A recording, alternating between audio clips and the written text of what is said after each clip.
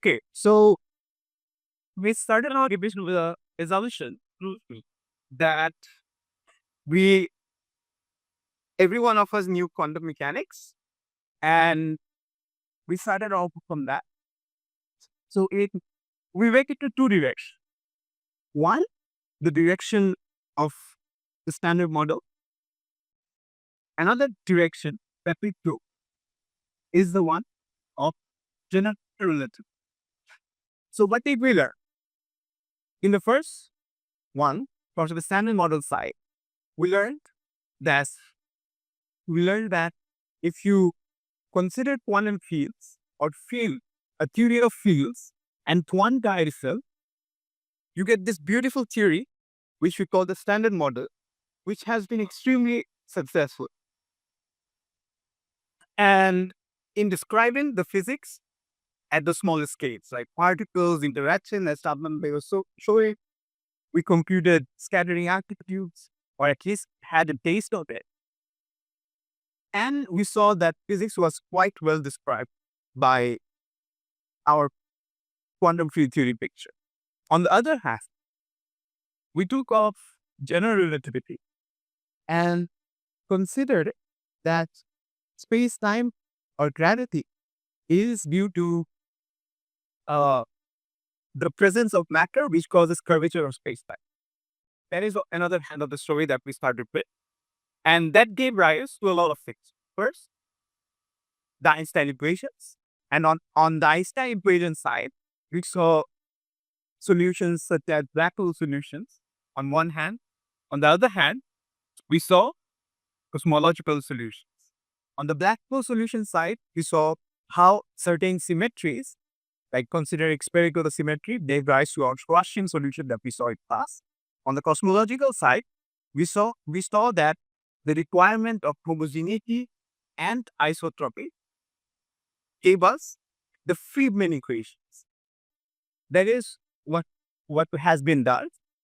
And to wrap up, the Friedman equations describe different phases of the universe: matter domination, radiation domination, and even the cosmological constant domination.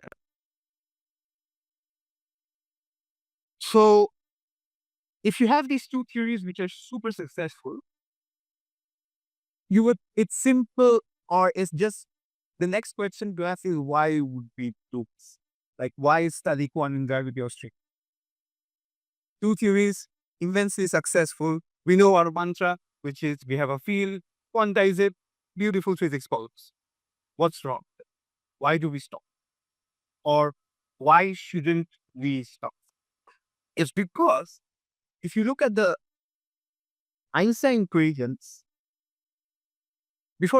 I should mention maybe gauge field a bit.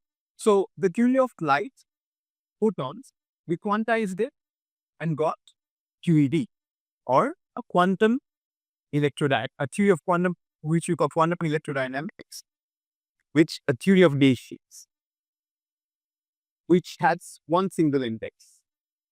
Gravity we saw as the metric has two emissions. What would the problem be? Maybe we follow the same theme, right? Take the field, construct the Lagrange action or the Lagrangian, impose canonical permutation relationship, and everything follows. That was what Shadman Bhai has been doing throughout the lectures. Take the field, construct the Lagrangian, impose canonical permutation relationship, and then compute things like scattering amplitude and so on. So what is the problem? It turns out, if we try to do that with the metric, the theory, I think Shadman Bhai elaborated on this a bit, is not renormalized. It means it gives rise to nonsensical answers. So if we take a metric, quantize it, you have a theory which gives nonsensical answers. Okay, just a quick question. What are the constants that we know from the gravity side? Because from the other side, we know, like from the standard model side, we know electric charge, maybe the time constant. What are the constants that we know from the gravity side? Yeah. Yeah, there's Newton's constant. Then there's another constant related to the gravity side, which we call the Planck constant.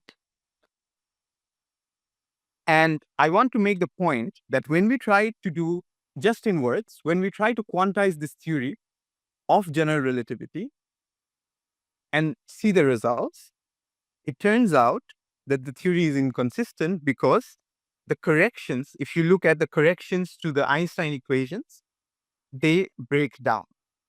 And also, if you try to compute things of interest, they give nonsensical results. So it turns out that M Planck is scary when you try to do quantum field theory with gravity. Of course, there are other arguments why it breaks down. We'll explore that. But the takeaway from point number one is that when you try to quantize gravity, it gives you nonsensical answers. So next question regarding this is called the cosmological constant problem. I gave a talk few months ago here, I think. So if it's okay, please post the slides as well. So it turns out, as we saw in a box that was shown by Shaman, like there was vacuum which was fluctuating. It was not empty. So it was evident that vacuum possesses energy. And the vacuum energy turns out to be 10 from observation, 10 to the minus 12 electron volt. And from standard model computations, we see that whenever you have a particle of, let's say, mass m, it contributes to the vacuum energy by m to the 4, where m is the mass of the particle. So whenever there's a mass, it contributes to a vacuum energy. Okay. So if you plug in the electron mass, this also has a contribution to the vacuum energy. So if we assume that the naive thought that physics, there's no physics beyond the standard model, let's say until IMPLA, I advise you to try out, let's say, another state, say 1 TeV, because at the Large Hadron Collider, we are now smashing particles whose energy and where individual energies are reaching almost a TeV. If plug that in as well, if you want. So let's say there's no new physics. That is, the gravitational effects are really important at the Planck scale. That is 10 to the 19 giga electron volts. If we plug it here, and the result we see from observations, it turns out there is a discrepancy. That is, we are off by this number. That is okay. So this shouldn't be observed. The upper one should be observed. Let's remove this. Yeah. So the observation, wait, yeah. Yeah, to make a ratio, you should put the one we measure and that's what we should do.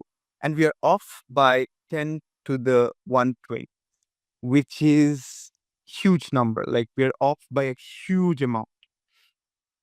So that is certainly not the case. We don't observe the vacuum energy to be this big. We observe it to be this. So this is another issue, that the vacuum energy contribution actually gives a huge discrepancy between theory and observations. Then there's the hierarchy problem. In a more familiar term is why gravity is the weakest force, or in technical term, why is M electroweak? That is the scale that we saw in Shadman Bhai's lecture.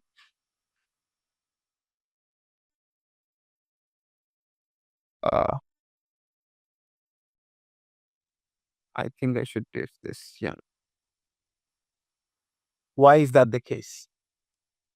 So there's a huge discrepancy here that why are the scales so separated? Like if you look at the scale of electromagnetism, scale of, let's say, quantum electrodynamics, the scale of electroweak interactions, the scale of the strong force, they're close by. But when you try to see the scale of gravity or quantum gravity, that's a huge discrepancy. Another case is the case of the Higgs mass. So, did we see in class? I don't remember that uh, you can have loop corrections. Okay, maybe I could say something. So, in uh, let's say in quantum field theory, you can have perturbative corrections to your leading order result. What does it mean? Like you can have virtual particles. For example, a photon is going. You can have virtual particles popping in and influencing the result. These are loop effects. Okay.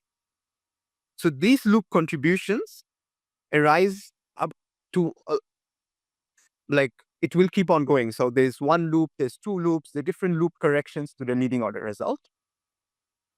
And so the Higgs mass, the the particle that gives mass to all others, receives loop corrections. And it turns out the correction to the Higgs mass is proportional to the cutoff of your theory. Let's say you say in Planck, that is the scale, you say that effects of gravity become important, is the cutoff of your theory. If you put that out, the corrections to the Higgs mass you get is huge. It's more than the mass of the Higgs. So there's another discrepancy going on. So this is an inconsistency. We do not see such corrections to the Higgs mass. Apart from that, there are some other problem, which is inherent in standard model. For example, this is something called the strong CP problem. If you know, it's fine. If you don't, just Google it up. You could see.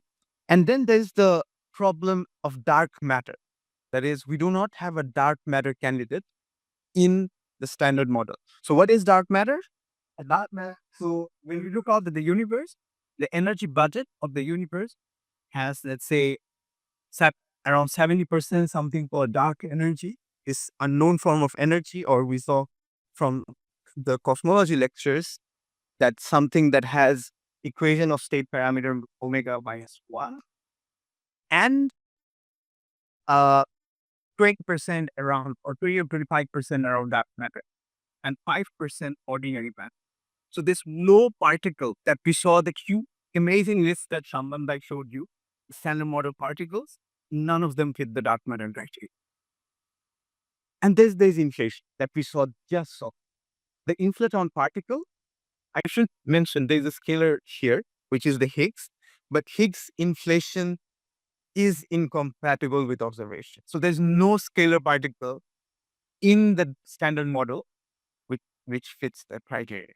So there's a lot of things. One, quantum gravity effects. Naively, if you try to understand, if you try to plug in the metric, quantize it, nonsense results. Second, cosmological constant problem, huge discrepancy. Number three, the hierarchy problem. Four, strong CP problem. That is, okay, yeah, we'll skip that. So there is the problem of the dark matter and then English. All of these are unanswered by at least even some linear combination. Let's say you try to merge standard model and general relativity together, the answer is not there. You cannot get a sensible answer. I tried to add a song to it, but I couldn't. But this is what happens when you try to add standard model and uh, general relativity together, like naively, you fall into mind. So how do we go beyond it? So this is what I quickly wanted to say, because we need to have a proper motivation of doing something. So how do we go beyond it? There's two ways could be more. One of them is to do something called supersymmetry, which he briefly encountered in the last class of quantum field theory and the Salam model. And there's something called grand unified theories, which is basically taking, you saw the standard model has a gauge group, which you call SU2 cross SU3 plus SU2 plus U1. You enlarge the gauge group and try to study physics there, and if it's helpful. And then there's supersymmetry, which you say that if there's this amazing idea which says every bosonic particle has a fermionic superpartner and vice versa. That is, every particle that we know has a supersymmetric analog. A boson has a fermionic partner. A fermion has a bosonic partner. That's something called supersymmetry. And there's something else, which is extra dimension. So which are commonly called Kaluza theories, and which are just saying one extra dimension, two extra dimensions, and studying physics and trying to see if something consistent can be done. And then there's a combination of both of them, which I would say in some sense string theory fits the criteria. So let's try to see what happens. So let's try to explore extra dimensions.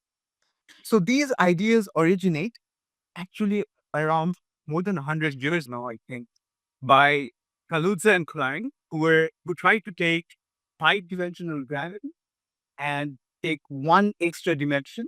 Let's say you live in a 5-dimensional world.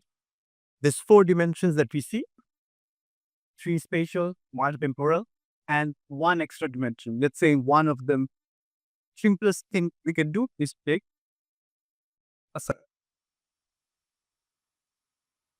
And we have to impose some conditions because we do not see those extra dimensions. But let's try to see what they were trying to do.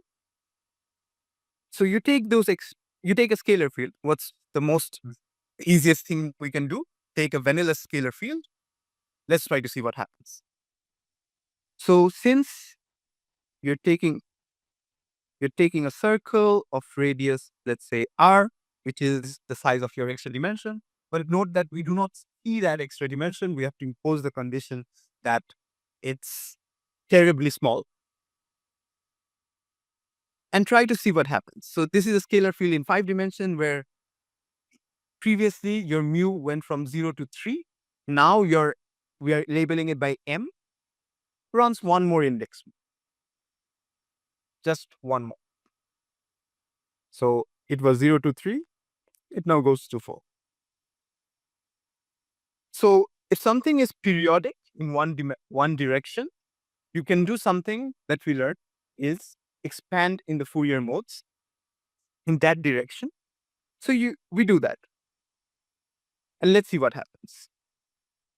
So I'll label the 4 spacetime dimensions that we see by mu, and the circular one, the one extra circular dimension, as y.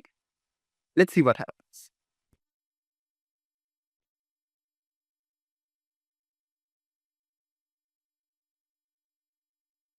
Okay. Any idea what's going to happen?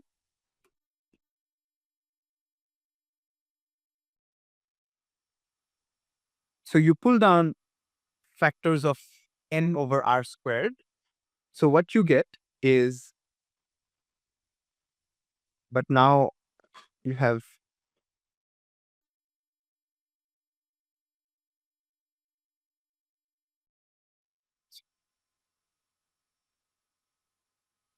so from just a scalar field in 5 dimensions, we get a bunch of scalar field in 4 dimensions, like infinite number of them.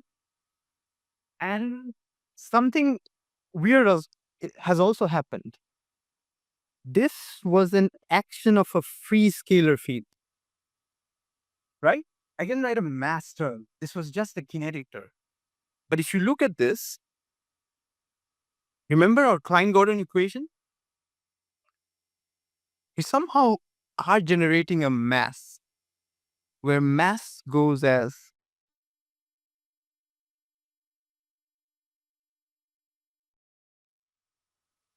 interesting, right? Like scalar field in 5 dimensions, you get a bunch of fields in 4 dimensions. Each has some mass. So as we see, a massless scalar in 5 dimensions with one circular dimension, one extra circular dimension, gives rise to massive scalar fields in 4 dimensions.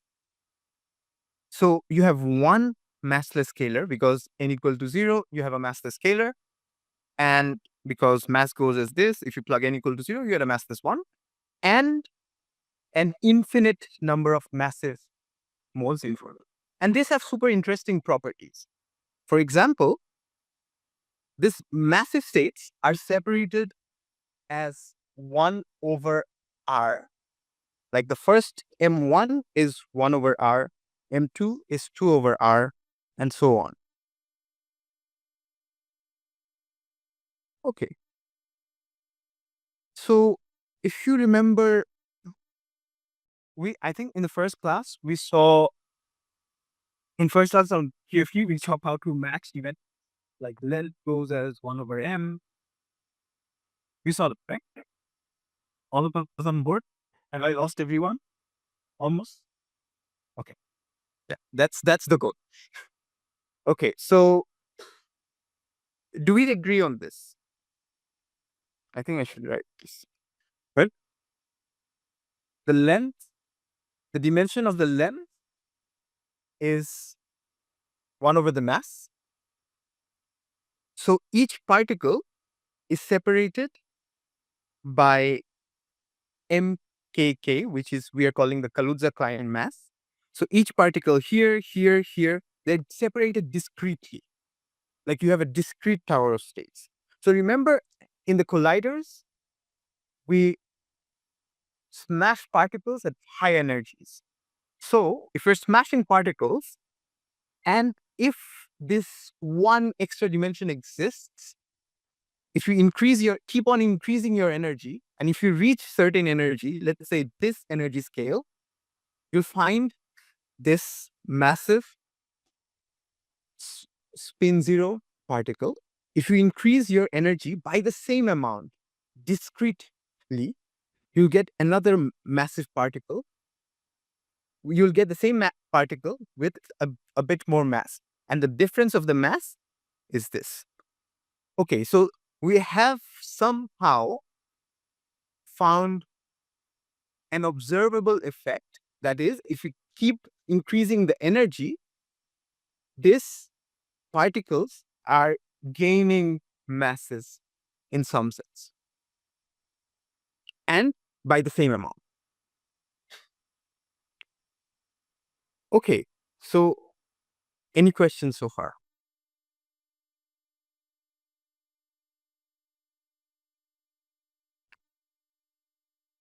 Okay.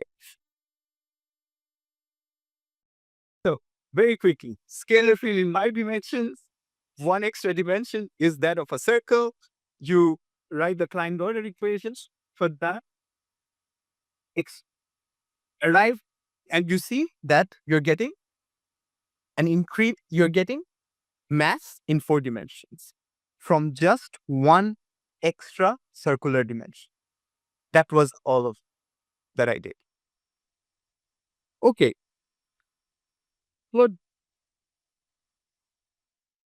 So our ultimate goal is to arrive at the 4D action.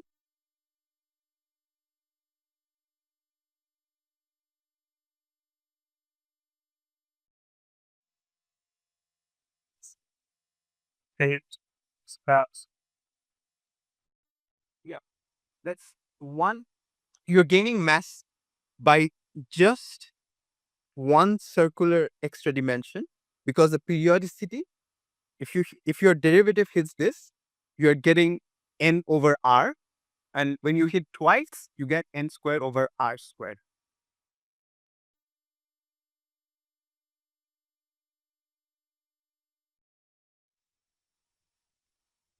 Okay, so from the 5D action, we can arrive at the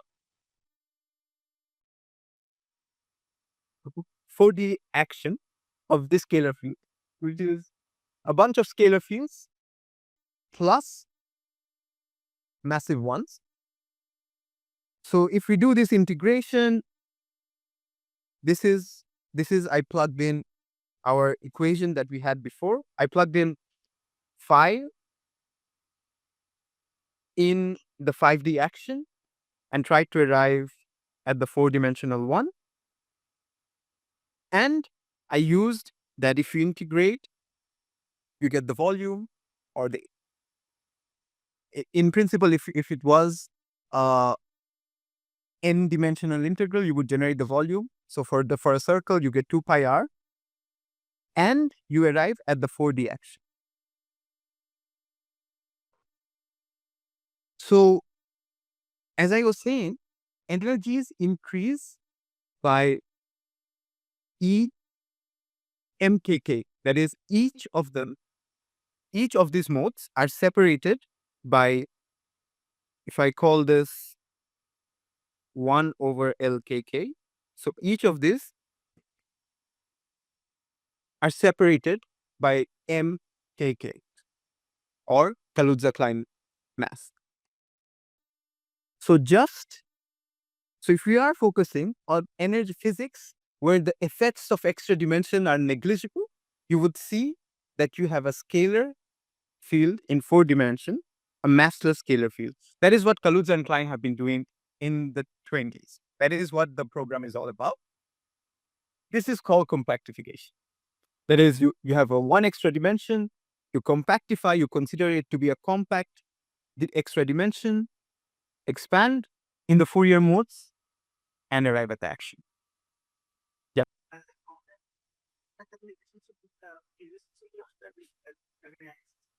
Yeah. You see, the mass I generate is from the periodicity in the extra dimension.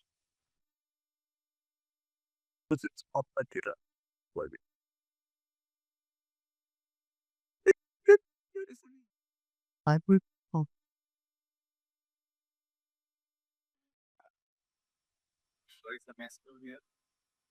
Uh, yep. I'm neglecting. I'm just focusing on the 0 points. So a much cooler version of this is something that we'll try to see in the main school. Yeah. Are these compact at dimensions only? That actually depends. We'll see that. We'll see that. But you can have very small experiments. There's 2 ideas. Yeah. Yeah. I'll not thank you. So we can do the same thing. Gauge field in, we can do the same thing.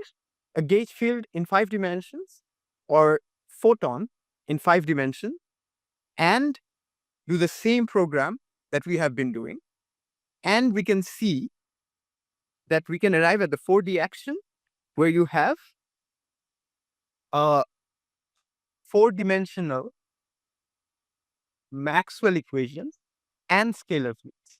So just from one as Maxwell theory in 5 dimensions, you can get a 4-dimensional Maxwell theory plus a bunch of scalar fields again. So it turns out that the 4D couplings that we saw in front of the Maxwell term, can actually arise from the extra dimensional analog. So it turns out that the 4-dimensional coupling constants can, in principle, come from something more fundamental. That is the one extra dimensional, or the extra dimensional coupling. This is a bit interesting because if you remember the standard model, all of the parameters that we wrote were like fixed by experiments, and we had a bunch of parameters in the standard model, like 20 of them or something. But if we have a theory which can, in principle, generate couplings which do not take arbitrary values. That would be nice, right? In the fourth, if you remember when we were writing the Lagrangians for QED, QCD, or whatever we were doing, we were keeping the parameters arbitrary. But if there can be a way where we can generate four-dimensional coupling constants, which are not arbitrary, but rather fixed by some higher dimensional analog, that would be nice. So this is a hint that this could in principle be done, but it's not quite evident here, but the main mantra is evident. That is, the 4D coupling constant can arise from the 5-dimensional one. So a super tempting case is the case of gravity in 5 dimensions. You can do the same thing and get something more like gravity, electromagnetism, and scalars. These are some standard model ingredients that we know, right?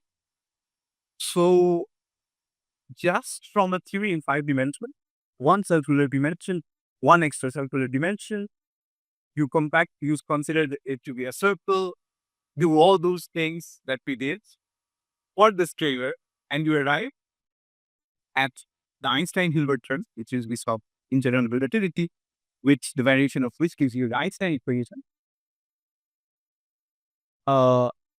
Maxwell term here, and a bunch of scalars. So just from one extra dimension, you're getting a lot of things.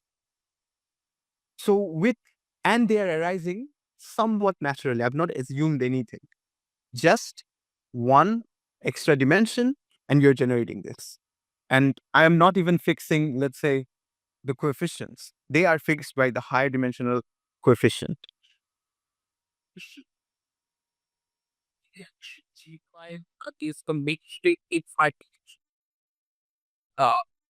is the peak division? Is the temporal part of the spatial? No, we consider it to be the spatial part. Temporal part, extra dimension is problematic. Those timeline curves, those things. Okay. There's hope in the sense that more fundamental constants arrive from. So this fundamental constant that we see in 4 dimension can arise from more fundamental constant. So in string theory, we'll see that these couplings are actually fixed. For example, let's say whatever constant you pick is fixed by the higher dimensional analog. So there's no free parameter in the sense, just only the string length. With this, I'll quickly go to supersymmetry, another branch of it. Supersymmetry helps in the sense that every boson has a fermionic partner. It helps us solve the hierarchy problem. That is, you do not generate, let's say, corrections to the Higgs mass. It provides a supersymmetric extension of the standard model, provides inflationary particles, which can serve as the which provides particles which can in principle serve as the inflaton, and provides dark matter candidates. It helps with the cosmological constant, but does not solve it. But again, 4-dimensional supergravity also has those issues, infinities, and so supergravity is a supersymmetric extension of gravity. That's it. So this cannot be done. So with this, we move to Y-string theory very quickly, because I think I've wasted a lot of time. Okay. So string theory at the baseline unifies standard model or standard model like physics with general relativity. And okay, I'll just quickly overview this and refer to my notes. So it addresses inherently quantum gravity problems like what is the short-range distance scale, black hole singularity, microscopic oriented black hole. You will see those in the main spool. And it could be the only theory of quantum gravity because you get like gauge theories, general relativity, scalar fields, chiral fermions. it helps provide the framework for the cosmological constant problem, inflation, dark matter, all of this under one framework. Yeah. It also provides new perspective on gauge theories. Some of you may have heard this, like ADS-CFT. It's actually derived from string theory. And there's this whole branch of program called generalized symmetries and so on. It also provides new results in mathematics. And our mathematicians friend knows we have been overselling this for years. And it also has lessons for quantum gravity. Please see the notes. I've elaborated them. So one question is why strings and not are the most fundamental objects and not sheets, cubes, or even Mbappe? Why not? Because I think it's in Tong. There's this interesting argument. What would happen if we try to quantize, let's say, not a string, but let's say a more extended object, like let's say sheet or brains or these membranes? This would give rise to continuous spectrum of states. Like you would have no separate, the spectrum that you see of states in fundamental physics would not be separated. It would be a continuous continuum. Again, please refer to the notes. So with this, I'll quickly overview relativistic point particle. So I think we briefly again encountered this in the GR course or GR lectures. So the action of a relativistic point particle is it's the curve it traces out in space time. So why this? Because one, it's Lorentz invariant, it's reparametrization invariant, which means that you see, try to I think this is still the homework. Try to arrive at this, the second one, and if you shift your parameter tau to, let's say, tau tilde, which is another function of tau, your action is invariant. That is what we are calling reparametrization invariant. It does not depend on the parameter or what parameters you choose for tau. And then it provides the correct non-relativistic limit. Just go on, take the limit where non-relativistic limit, that is effects of relativity are negligible, that is B much, much less than C. You see that you get the action of a prescalar in that you see in classical mechanics. So for point particle, it was a line that it sweeps out in space-time. For a string, that the analog would be, what will it sweep out in a surface, right? Yeah. It would be something which we call a world sheet. So this is a world line, and strings would trace out a world sheet. So for the particle, we just needed to compute this. For strings, we need to compute. We divided this into small ds, integrated, and obtained the action. For particles, we need to compute the invariant area element, dA. Here it was ds. Here we need to compute dA, and then we are done. Then we could arrive at the action for a relativistic string.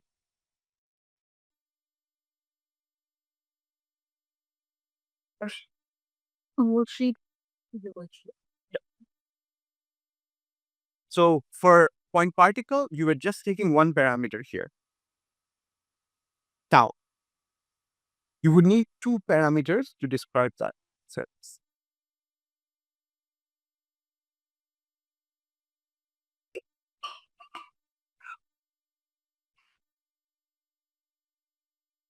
Any questions so far?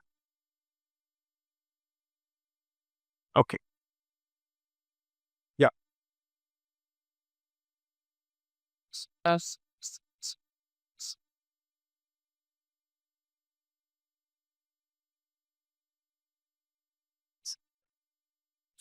এই গ্রামের শীত test অনুযায়ী আমরা এনার্জিকে একটা লেটালি দিয়ে গেলে তার সাথে স্কেলের ন্যাসেন্ট হয়ে যাচ্ছে।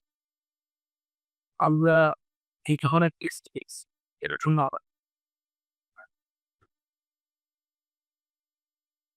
Uh, for Higgs mechanism, it's a bit like the mechanism for the Higgs mechanism is a bit different to this. But if it were, we would have observed it. If the analog of Kaluza-Klein masses for the Higgs were the case, they would be evenly spaced. And if you go to twice the energy of the Higgs, you would see that. Plus, of course, Higgs mechanism is wildly different from the mechanism that we are using here.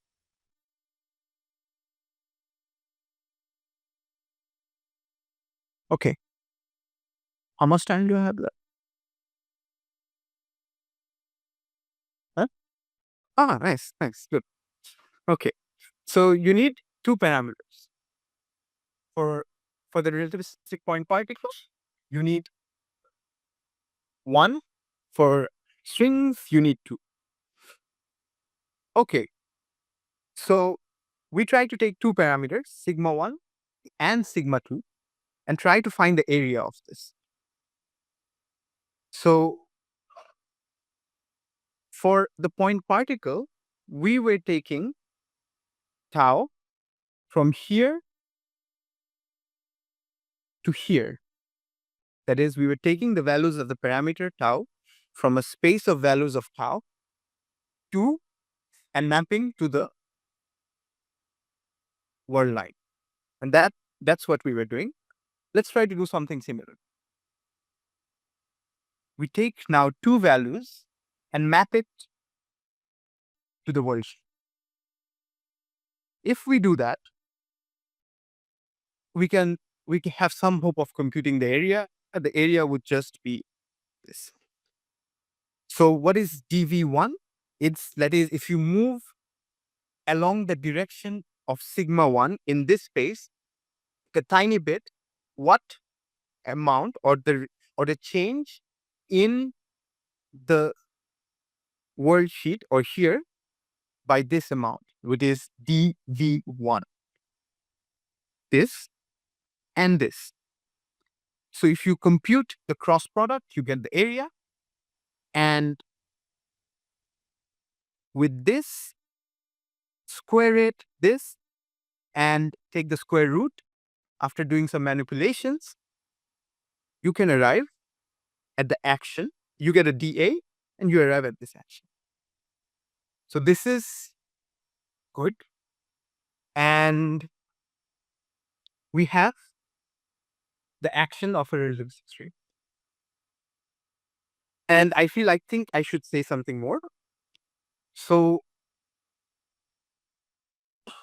we can look at, if you know a bit.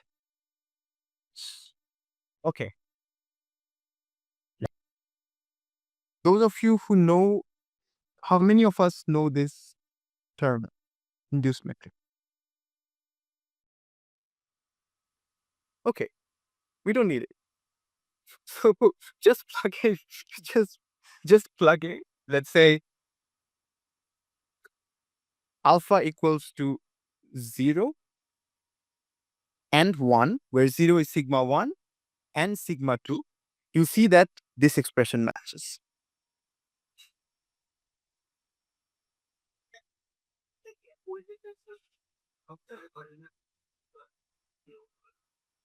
Not exactly. This is actually called the pullback metric. So, okay, I can elaborate to you. Like if you have two spaces, you have a mapping that goes from this space A to this. You have a metric defined on this space. You do pullback, which is pi star g, come here, and that's the pullback metric.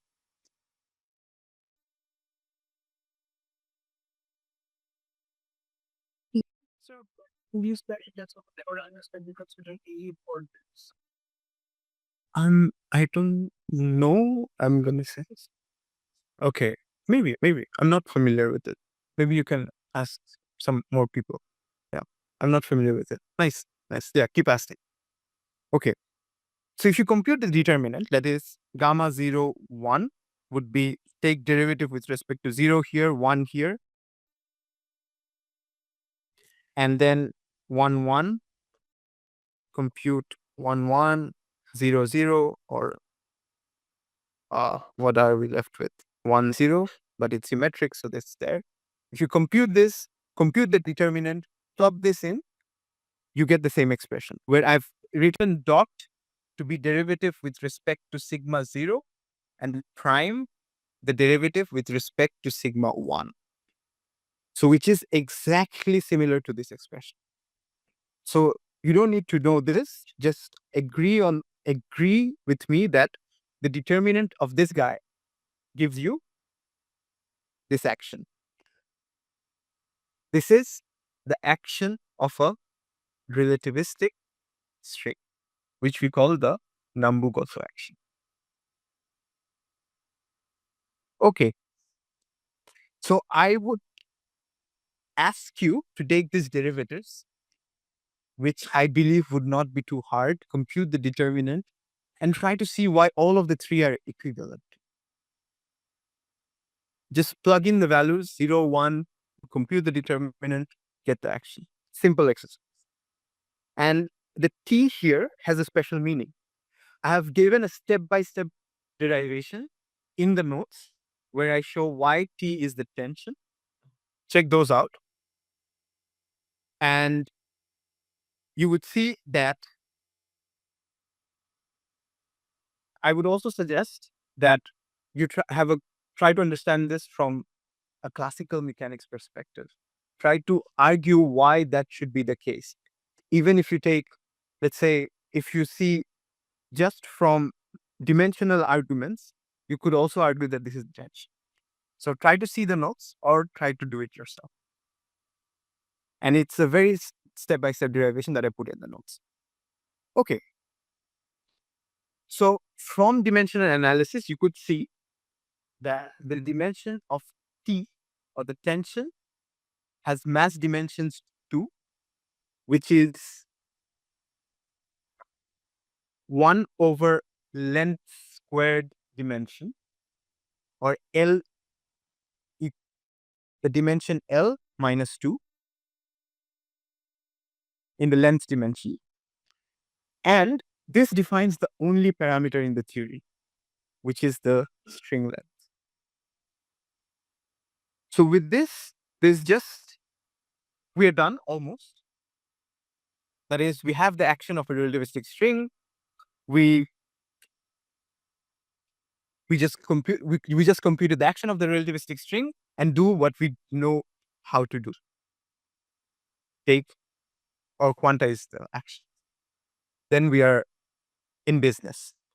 But it looks like we could do better. Like, the action has a square root. Like, we have not seen an action which has a square root, and it makes it difficult to actually do business with the square root.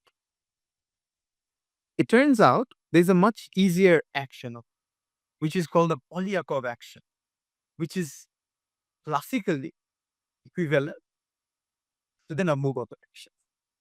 You could try this out because we saw how to compute the simple things, right? We know how to do Euler-Lagrange equation. We know how to do variations of the action, which we saw for various cases. We saw how to take a variation for the case of different classical fields. Let's say in QFT, we took a variation of scalars, of vectors, and so on. So you just, and fermions, of course. So try this out. Try to take a variation, get to the equation of motion. But this has some subtleties.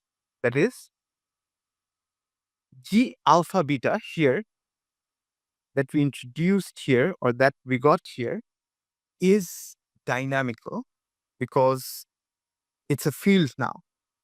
But so we need to impose the condition so that the Polyakov action and the Nabu-Goto action are the same. That's a condition we need to impose. And how do we do that? Do again the variation for G alpha beta, that is the metric. A similar variation has been done when you did the Einstein vector. Similar things, you take the variation, and this gives some constraints which fixes the Polyakov action to be equivalent to the Namogoto action. So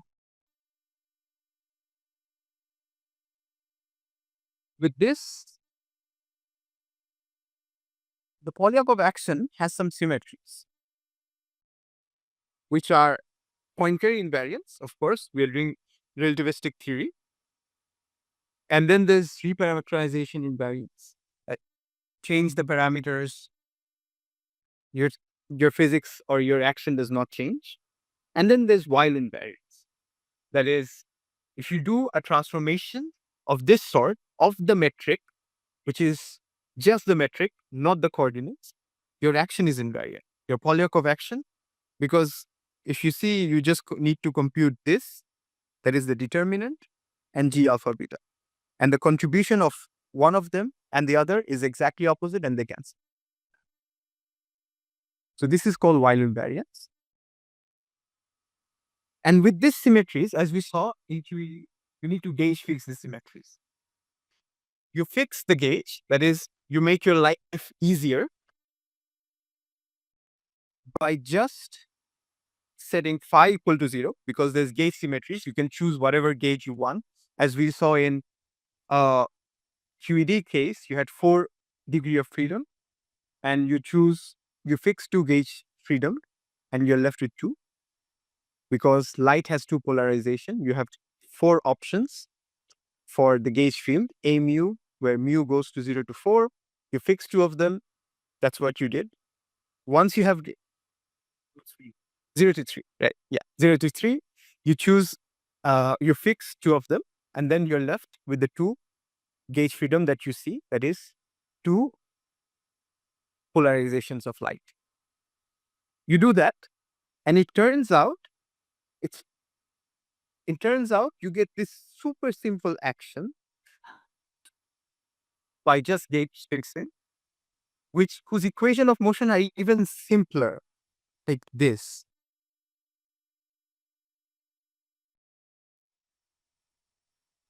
So by just using the freedom that we had, we made the Polyakov action into this super simple form. So how did we start our life? We started our life with the action of a relativistic point particle that goes as ds, and then we tried to construct the invariant area that goes as dA, got to the super weird Namogoto action, which has a square root. Tried to see if we have a way out. Fortunately, we got the Polyakov action, whose equations look very similar to Namogoto action. You fix them, you fix the equation of equations, use your symmetries, and you arrive at this very simple expression for the action. And if you take the variation of this action, you get an equation of motion for a single scalar field. And now, I should have mentioned this. Mu, what does mu run to? 0 to d, right? I've not specified the dimension.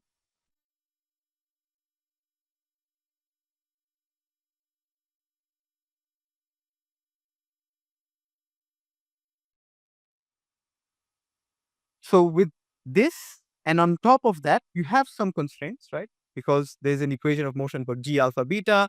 You fix the constraints. The constraint you get is T alpha beta, because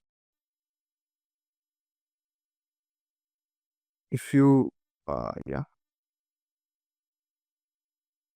Did we see this in the GR? The variation of the action? There's the square root of G, I guess.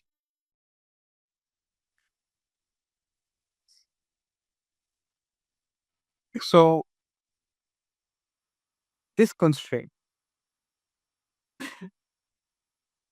So what we arrive at, we have an equation of motion of a free scalar field. And on top of that, we have a constraint equation, which is T alpha beta equals to 0, equals to 0.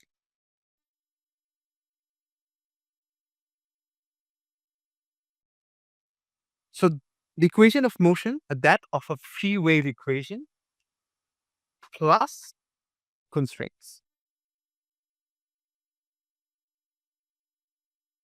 So it turns out we can make it much simpler, even more simpler, if we choose the right coordinates. So these are called light cone coordinates. We choose the coordinates such that sigma plus minus is a combination of tau plus minus sigma. I have been labeling this as this. You have two coordinates, one time like, one space like. And the equation of motion now becomes just this. Just plug it in. You change the coordinates. You had del sigma alpha. Change the coordinates. And now you see, work this out, you see that you have just this equation. So the most general solution would be a linear, if you look at the equation, a linear combination of sigma plus and sigma minus. How much time do you have left?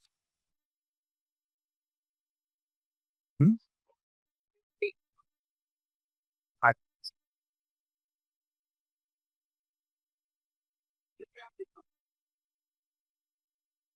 should I? It already looks too scary. Okay, it's not. Okay.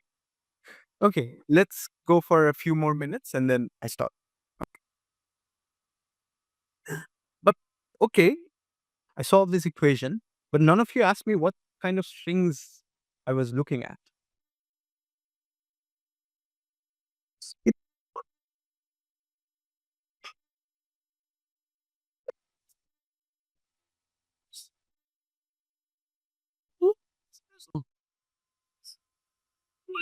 Yes, you can look. It is open. Import some other action about exactly, right? What should be the boundary condition? Yes, you're right. You're right. You're very close. I'll get to that. What could be the boundary?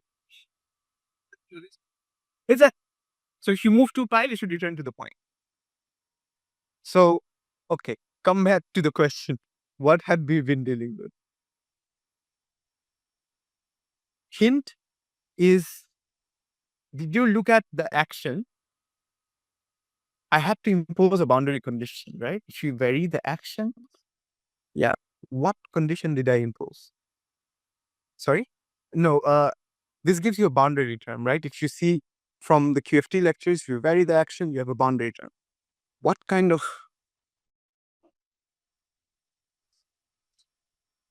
Sorry? Yes, very good. One possibility is that. But I should have mentioned if I did that. I did not. That's a very good point. Please hold on to that for the next lectures. That the deviation of the boundaries should balance. Good. But I actually imposed this condition that Walid was saying, that after 2 pi, you return to the same point. Periodicity. So it's a closed string. So you can now do the mode, you can now write in terms of the Fourier modes that we saw for the field theory case. And this is not, of course, the whole story. You have to impose the constraints. I invite you to look at the notes where I have written the constraints explicitly. I've derived them explicitly, so it's easy to look at. Plus, we're just dealing with a bunch of scalar fields, right? Because mu, if you look at this action, mu goes from 0 to d minus 1. So I have d scalar fields. I look at the variation. I have d I have the equation for d scalar fields here. Mu 0 to t minus 1 because I've not specified the dimension anywhere. Okay.